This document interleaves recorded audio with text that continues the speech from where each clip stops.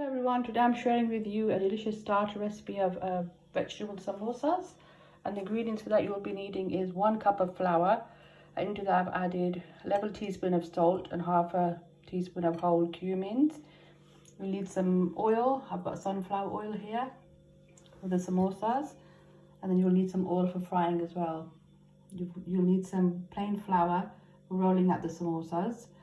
You'll need some greaseproof paper, which I've cut into squares, which will be slightly bigger than the samosa you're making. And the spices over here, I've got a teaspoon of salt. You can add that according to your own taste. So once it's cooked, you can taste it if you want to add some more salt. I've got half a teaspoon of chili powder and 1 teaspoon of cumin powder, 1 teaspoon of coriander powder, half a teaspoon of garam masala, and 1 teaspoon of whole coriander seeds. I've got 1 onion here, a medium-sized onion, and I've got 4 potatoes here, which are the jacket-sized potatoes. The Morrison brand do the jacket potatoes. So I've got 5 of them. Got 2 green chilies, and I'm also going to be using some coriander, but the coriander's in the freezer, so I'll take that out when I need it. And mix your salt into your flour. Now I'm using self-raising flour here because I couldn't find any plain flour. They are a lot more crispier with plain flour, but I didn't have any, so I'm using self-raising. But you should use plain flour. Mix that up. 3 tablespoons of oil. I heated the oil up for 50 seconds. I've added 2 tablespoons, and this is the 3rd spoon. The cup that I measured the flour in, that's the cup that I put some oil in, and I measured the oil from it. And in that same cup, you want to pour in some hot water from the kettle. The water had boiled, and I just let it sit for about 5 minutes. We're making a hot water pastry. We won't be needing all of this water, so you're going to add the water little by little. Make sure you are adding a little by little, because we won't need all of that water. And mix it with a spoon because it's quite hot.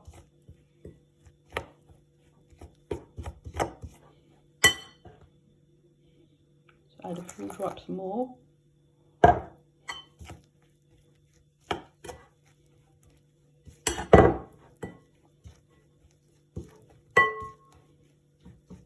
As you're mixing it, you want to use the back of the spoon so that all the water incorporates into it, and then you'll know how much more you need to add then. So add a few drops more.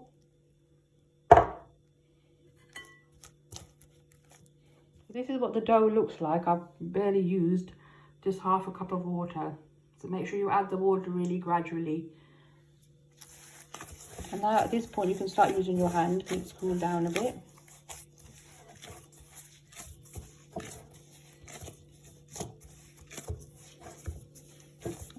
All these dry bits, you want to mix them into the dough. Put the dough onto a clean surface and start kneading like this for at least a few minutes. You can see I'm bringing the dough inside like this. Kneaded the dough for about 3 minutes. You know it's ready firm to touch. When you poke it and it bounces back.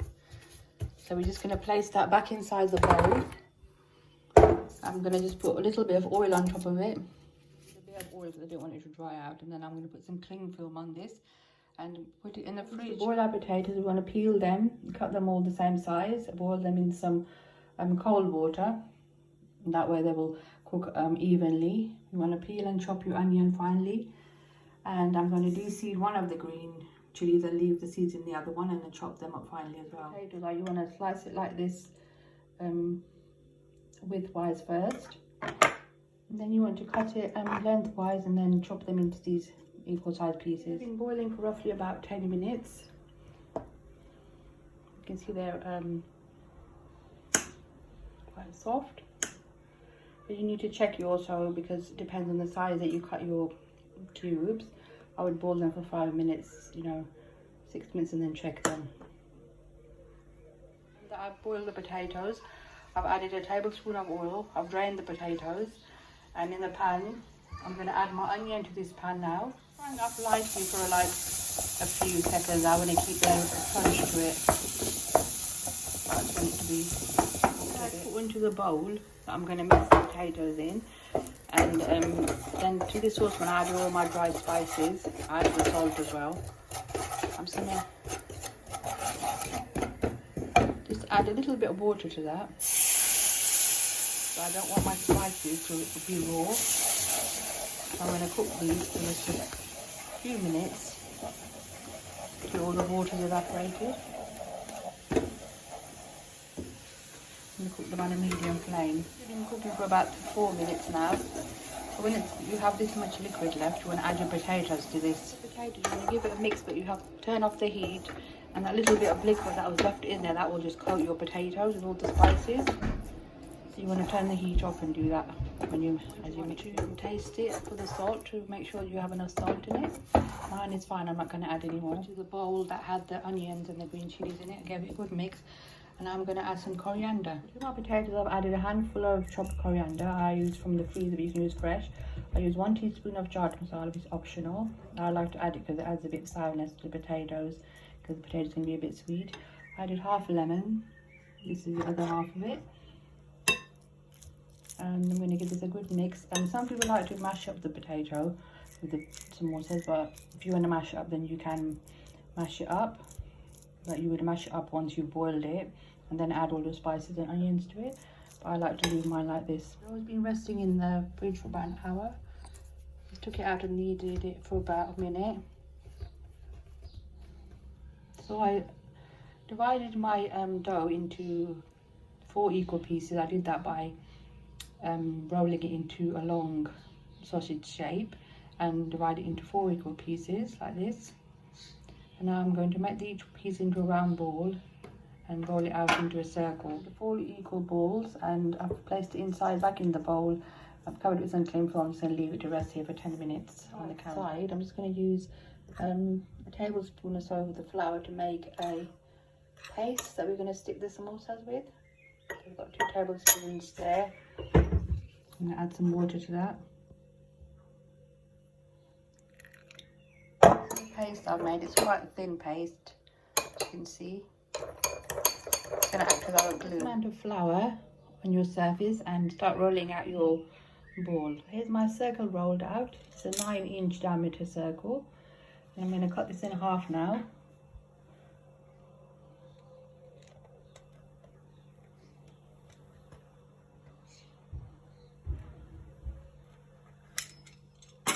Semicircle. What I'm going to do is now fold this in half like that.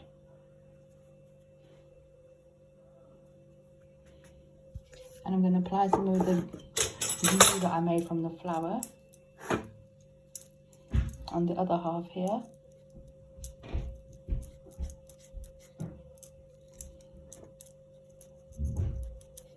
I added it to the other half, and now I'm going to get this bit and fold it over here like this. Press it down.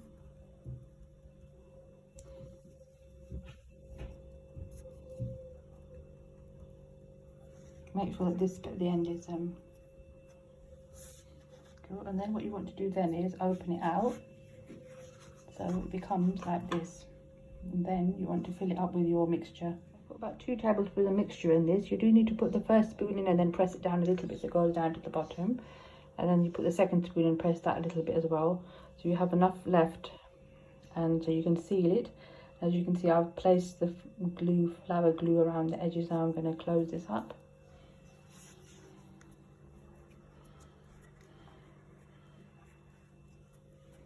Like this, and make sure you press really hard on it.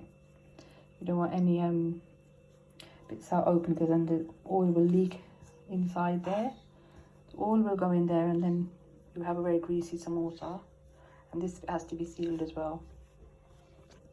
Place the samosa on top of greaseproof paper. Just make sure it's all sealed in these bits here, and start making some more. And then what you do, the next one, you stand it up against that one like that. So as you're making them, make sure you have a good amount of flour underneath, otherwise they will stick then.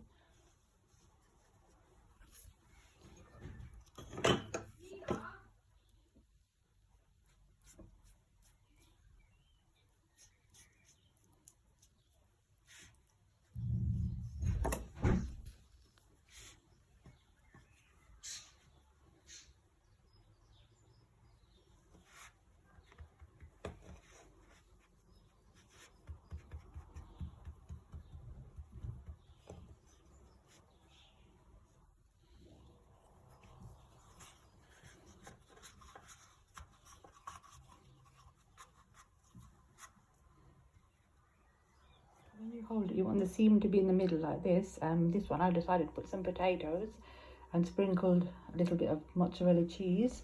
And I'm going to top that with some potatoes now, so when you eat you get that surprise in the middle of the melted cheese. About a cup of mixture, and the reason why, because I started adding mozzarella cheese to some of my samosas. So what I did was, to this I mashed up, added 4 tablespoons of mozzarella cheese, or you can add more. And I'm going to put a lid on this, keep it in the fridge, and use it to make parathas with stuffed potato parathas. I put my samosas like this, all next to each other. You need to leave them here on your counter, and so they dry out a little bit. And this process is what helps them to be crispy. Wok here, I filled it like 3/4 in oil. You do need to deep fry this, but don't put too much oil in, because when you put the samosas in, then the oil might go over the pan. So this has been heating now for 5 minutes. You can see some tiny bubbles, and if you can just hear that noise, that means the samosas are ready to put. Your oil is hot enough. You put a bit of flour in it, and you see when the flour starts going becoming like that, that means that it's ready, the samosas, to put in. It should easily peel away from your greaseproof paper.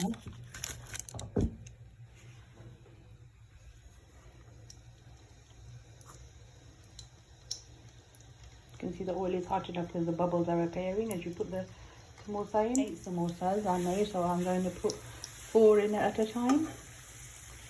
You're just going to place them in the oil like this.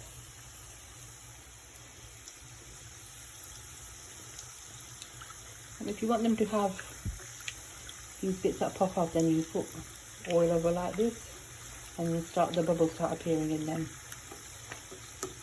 But the bubbles appear anyway, but if you want to have more bubbles, you can go like this over the samosas. Or you can just leave it as they are. These do take about 10 minutes to fry. You have to be quite patient with them, and don't fry them on a high heat, because then they won't have that crispiness to them, and you'll find that the pastry is a bit raw then inside, and the outside will be cooked. So to make them really nice and crispy, you want to fry them on like medium-low heat. So you want to put these on a low flame to start off with, just for a few minutes, and then we'll increase the flame to medium. Start off by cooking on a bit low heat. But the oil should be sizzling like this. If it's not sizzling, then you should put the heat up a bit. A few minutes on one side, and I turn them over. Make sure that they are cooked on one side before you turn them over, otherwise they'll break. You can see that's hard, so you know that was cooked, and that's why I turned them over. So you're going to cook them for a couple of minutes now on the other side on low flame. So I've turned the flame up now. You can see the heat's medium high, and I'm going to just carry on cooking these until they're nice and brown at the colour that I want them. Cooking for 4 minutes now on the high flame that I showed you, and I've been turning them around as well, like every minute. I just think they just need to brown up a little bit more. Just probably fry them for a couple more minutes. Frying for 2 more minutes, and now I've turned the heat up on high because they're fully cooked. I just want to brown them off so they're nice and golden brown. You stand the samosas like this on top of a rack, and that way all the oil, the excess oil just drips from them. Or if you want, you can put them on some kitchen towel. There you have it, the end result. My delicious samosas are ready. I'm serving mine here with some imli chutney, but you can serve them with ketchup or whatever chutney you like. So I hope you like this recipe, guys, and don't forget to like and subscribe my channel and share. And enjoy you next time for another delicious recipe. Thank you, bye.